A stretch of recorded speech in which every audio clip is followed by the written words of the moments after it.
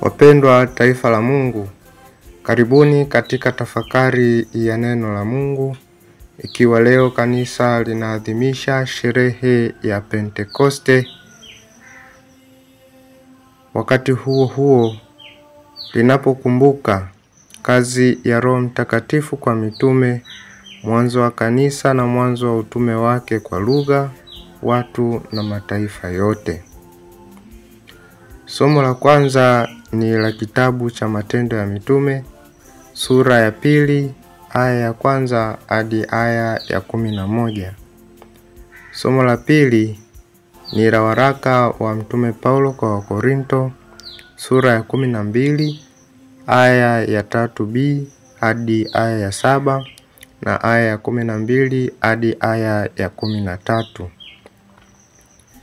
Somo la tatu ni la Injili takatifu ilivyoandikwa na mwinjili Yohane, sura ya 20, aya ya 19 hadi aya ya 23. Tusikilize Injili takatifu. Ikawa jioni siku ile ya kwanza ya juma, pale walipokuwapo wanafunzi, milango imefungwa kwa hofu ya Wayahudi, akaja Yesu akasimama katikati akawaambia, amani iwe kwenu. Naye akiisha kusema hayo akawaonyesha mikono yake na ubavu wake. Basi wale wanafunzi wakafurahi walipomwona Bwana. Basi Yesu akawaambia tena, amani iwe kwenu. Kama Baba alivyonituma mimi nami nawapeleka ninyi. Naye akiisha kusema hayo akawavuvia akawaambia, pokeeni Roho Mtakatifu. Wowote mtakaowaondolea dhambi wameondolewa, na wowote mtakaowafungia dhambi wamefungiwa. Injili ya Bwana. Wapendwa katika Kristo, ni siku 50 zimetimia tangu tuliposherehekea kufufuka kwa Bwana wetu Yesu Kristo. Na kwa sherehe hiyo ya Pentekoste ndipo tunapohitimisha kipindi cha Pasaka. Katika sherehe ya Pentekoste kanisa linaadhimisha sikukuu ya kuzaliwa kwake. Ni kanisa lenye muungano na Kristo, kwa kuwa Kristo mwenyewe ndiye kichwa cha kanisa na sisi tu viungo vya Kristo. Mimi ni mzabibu, nanyi ni matawi yangu. Katika Injili, Yesu anawavuvia wanafunzi wake zawadi ya Roho Mtakatifu, kuwawezesha kuendeleza huduma yake ya kusamehe dhambi.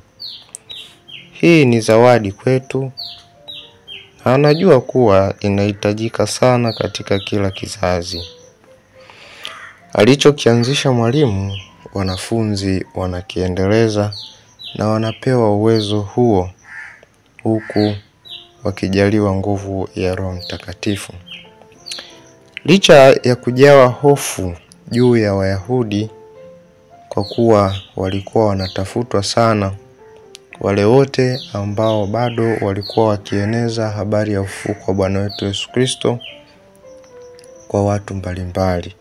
Hivyo walikuwa wakiwindwa na wengi wao waliuawa. Kwa hiyo, licha ya hii hofu juu ya Wayahudi hata kuweza kujifungia, lakini amani iletwayo na mwalimu inakuwa msaada mkubwa kwao kwa kupata ujasiri mara walipojaribiwa.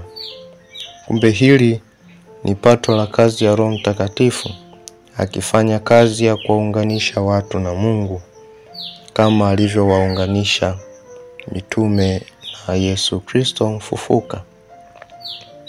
Katika kuwaunganisha hawa watu na Mungu ni katika kuwaondolea dhambi zao. Huyu Roho Mtakatifu anaangaza akili zetu katika kuutambua ukweli. Anatutakasa na kutuweka huru kutoka katika nyakati ngumu na mizigo mizito iliyopita, ambayo inakuwa ikituelemea mara nyingi kwa kushindwa kuitua. Huyu Roho Mtakatifu anaruhusu mioyo yetu ipate nafasi kwa ajili ya neema ya Mungu ili ipate kufanya kazi ndani yetu. Huyu Roho Mtakatifu anatukumbusha kila kitu tulichoitiwa na Yesu. Hivyo, Roho Mtakatifu hana injili ya peke yake kwa kuwa anatoka kwa Baba na Mwana.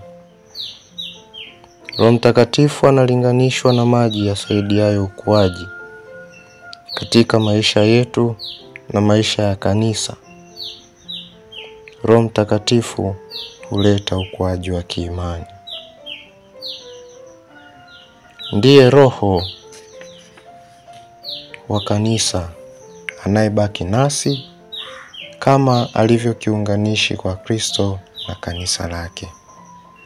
Hivyo wapendwa katika Kristo, tuna haja ya kuhudumisha huu muungano uliopo kati ya Kristo na kanisa lake, hata katika familia zetu, katika jumuiya zetu, katika makanisa yetu, katika parokia zetu, katika majimbo yetu na hata ulimwengu mzima, kwa kuwa sote tu wamoja katika kanisa hili lililoanzishwa, kanisa la popote, kanisa moja, kanisa lililo chini ya msingi wa mitume, ambapo linazidi kuimarishwa na Roho Mtakatifu anafanya kazi ndani yake, kwa kuwa Roho Mtakatifu yu kiungo katika Utatu Mtakatifu, akiwa chachu ya upendo.